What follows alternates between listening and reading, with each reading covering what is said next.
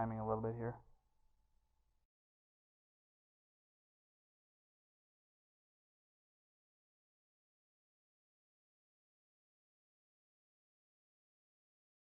This isn't looking right, so maybe let's go ahead and delete that. Yep, that is exactly what I wanted. I wanted to set his, the COG control for 5 frames or something, but I already did a key there and put him down for like 4 frames, so that wasn't working. And I'm trying to fix that hand here.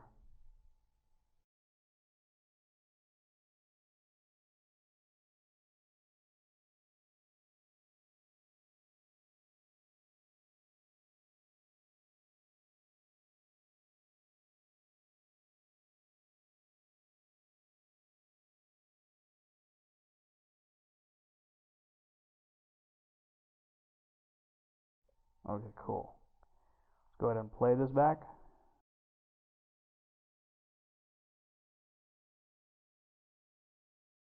Alright.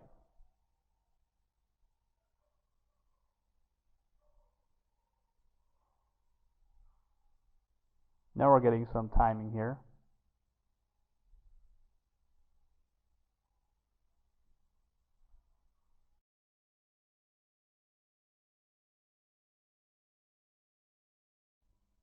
Okay, this is where the spear will be.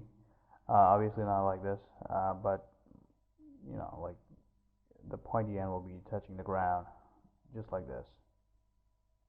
And we're gonna put this spear here right after we're done with all these floaty issues that we're having. Here's the spear here. We're gonna put it right there. But as of now, we're not gonna be worried about that. We should be more worried about all the timing problems that we're facing right now. These arms and the whole hand is looking quite symmetrical with the other one, so I'm going to go ahead and offset the keys to that. Alright, better, much better. The timing for both the hand is now on offset, so it's looking more natural. And this key that I added here to have like a nice hang time, I think we don't need this. Let's go ahead and delete it. It's like he's flying in the air for 2 more frames. We don't need this. This is much better. Okay. We go ahead and clear the tangents here, whatever we changed. So we need to open this up and hit the button. So it'll smooth out some of the curves that we have here that we changed recently. Let me go ahead and play this. Alright. The first landing part looks pretty good now. So way better than what we had before. The timing and everything is looking quite okay.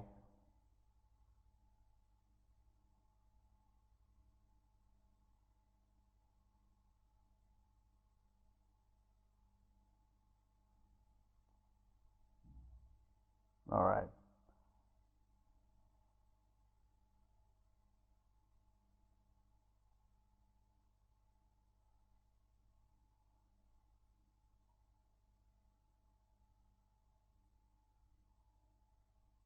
Very important to add those hand delays and head delays, etc., because those add to the whole animation, appeal to the animation.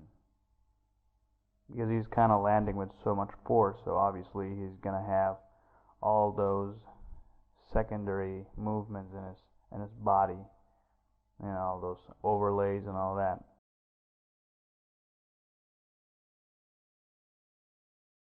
Yeah, most of the times I take care of those overlays and everything during blocking itself. Like in blocking itself, I go ahead and do all those delays and everything. That is also a part of my workflow, but this is more like a straightforward approach to the animation. like it's a mixture of straightforward and blocking and going pose to pose.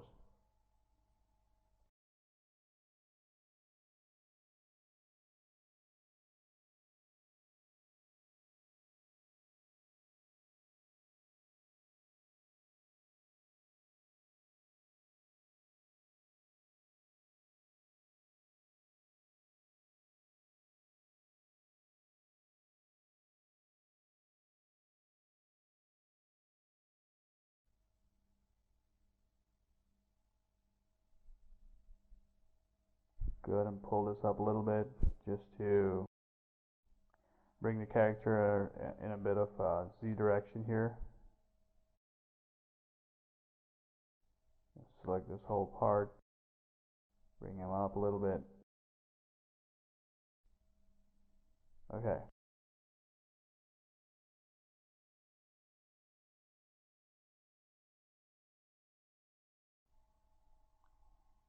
Since it's hitting in pretty big impact, so we need to show that, and we can't bargain on the translate Z here.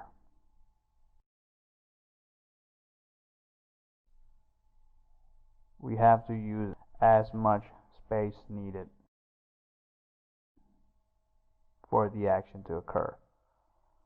That way we can show a maximum impact on the enemy. So let's go ahead and add that foot roll there.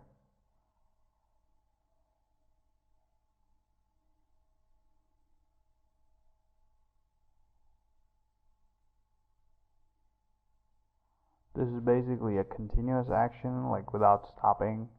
Like he's hitting the enemy and then, like he jumps right away to hit the other enemy coming from his left side. So it's basically a pretty continuous action and pretty swift and smooth as well.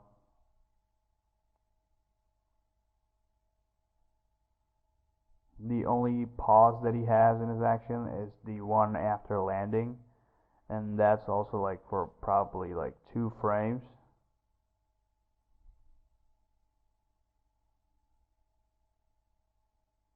He's some kind of a alien overlord or something, who came down to Earth to take care of his business. So he's a pretty ruthless. He doesn't have time to wait or anything. He just attacks.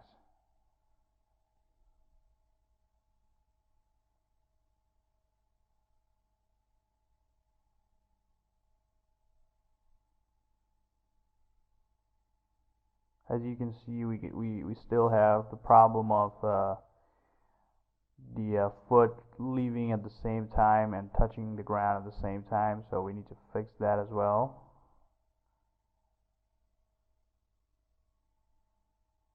I'm going to override these keys with a new transition Z here.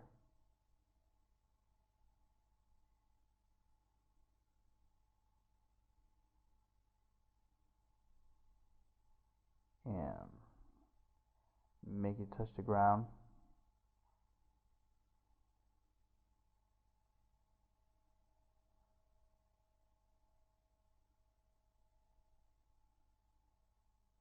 Actually, the left leg shouldn't be touching the ground at all. But I'll take care of that pretty soon.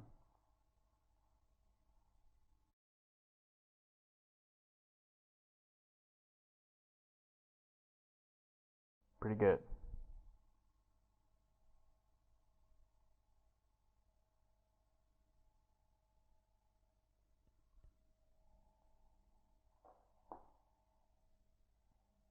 As much as I like working the primary phase of the animation, which is the blocking part, I also love working the spline phase of it too, because all those details that we get to get there, it's pretty awesome. And like if we take critiques from other people, like a lot of people come up with different ideas